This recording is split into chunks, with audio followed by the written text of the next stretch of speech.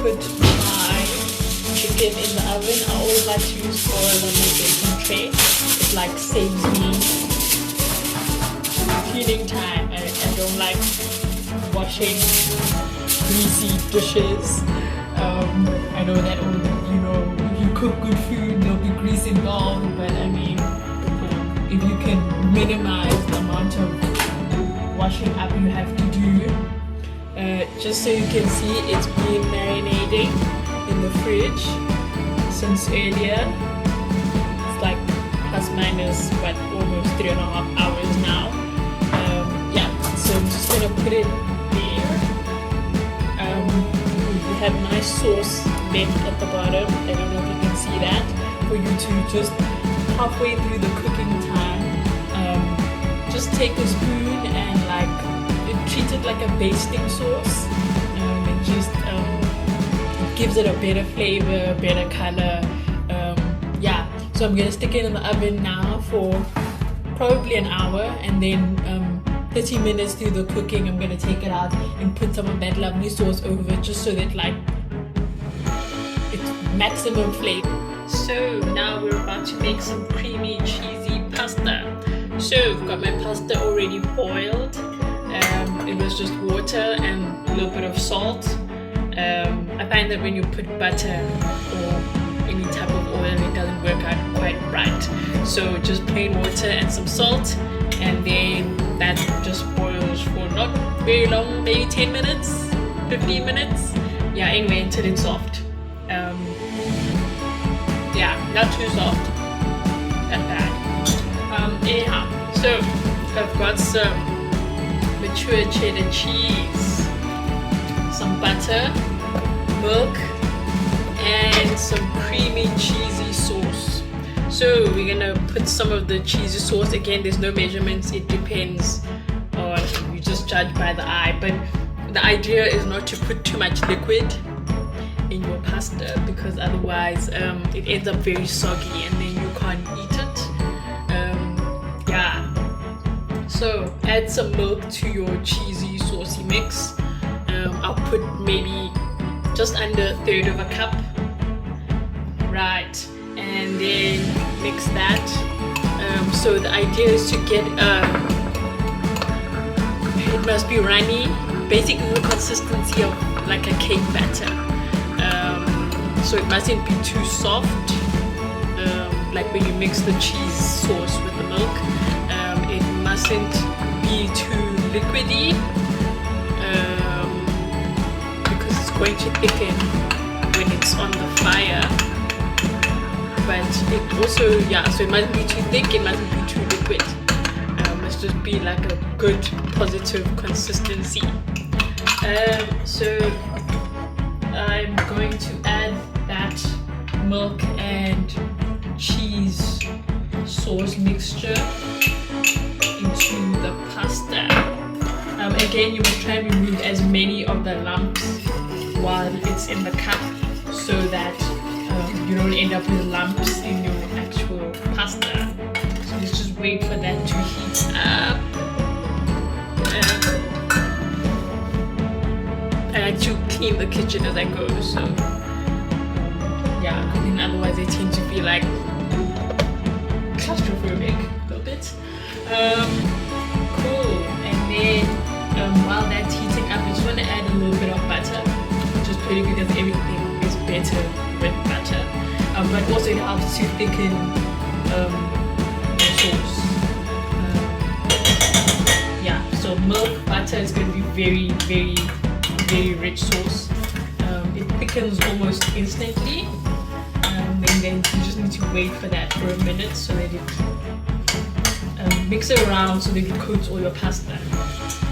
Right, so I put salt, as I said, when I was boiling the pasta, but seasoning.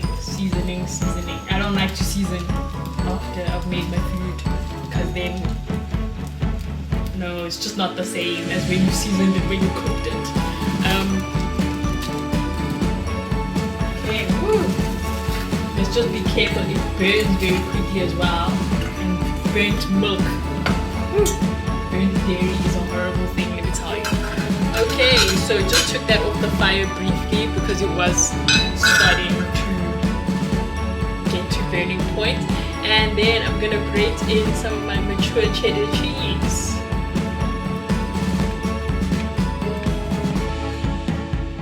I really like cheese, like that's one of my favorite things, like I can just chow this whole block.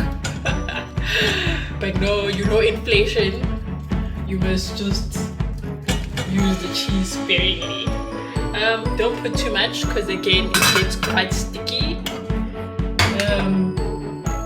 Yeah, if you want to be super creative with it, you can add some bacon to it. But you know, because I've got chicken roasting already, I'm kind of like, yeah, it's gonna be an overkill with the protein. Right. And then that's my creamy cheesy pasta. All done. It has a lot of cheese pull to it. If I do that, yeah, you can see the cheese pull, which apparently is a positive thing according to all the cooking shows I've watched. Yeah, so that's it. All that's left is the final product, and then that'll be my dinner. So I have got my chicken out of the oven. It's halfway cooked. I don't know if you can see that very well. So like I said in the beginning, you just had to keep that marinade, the remaining marinade, and just pour it over halfway through. And then I don't have one of those fancy cooking brushes, so I just use a teaspoon to kind of spread it all over. Though the brush really, it's effective. Just make sure everything is equally covered. And then I had been cooking it at a temperature of 150 degrees. But after this, because you want to get a nice brown caramelized skin, I am going to put it back at about 200, and then yeah, 200 for another 20 or so minutes, because it's pretty much cooked on the inside at this point. Not fully cooked, but 95% cooked. That's hot. Right, and then I decided to make some potatoes to go with my cheesy pasta, and you know, I felt like there was no veggies in this whole meal. So I am gonna keep my potatoes simple. I'm just gonna have 2 potatoes here.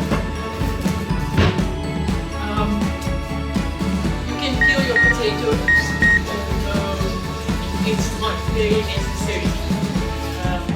I tend to like, or I tend to hear that the skin is very healthy, so leave the skin on as far as possible.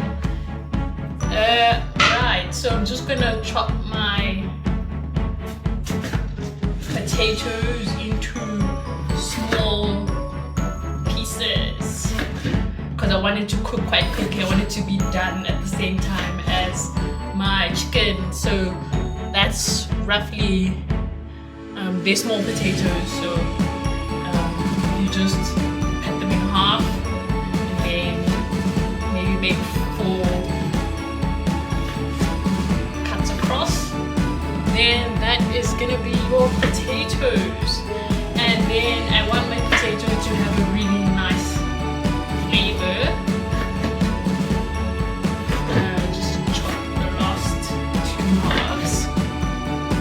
Tell you how I'm going to flavor my potatoes. I'm going to put them in the same baking tray as my chicken, because, you know, like I said before, dishes. So I'm just going to put a spoon there. I thought about putting the marinade, but at the same time, like, I don't really want to duplicate the flavor. Like, I do want it to be kind of simple. So this is just simple barbecue spice, and just chucking some over before I then put it in the oven with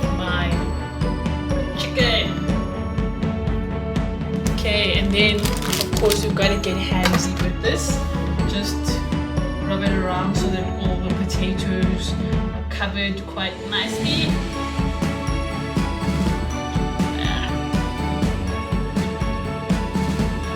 Right, and then those are my potatoes ready for the oven.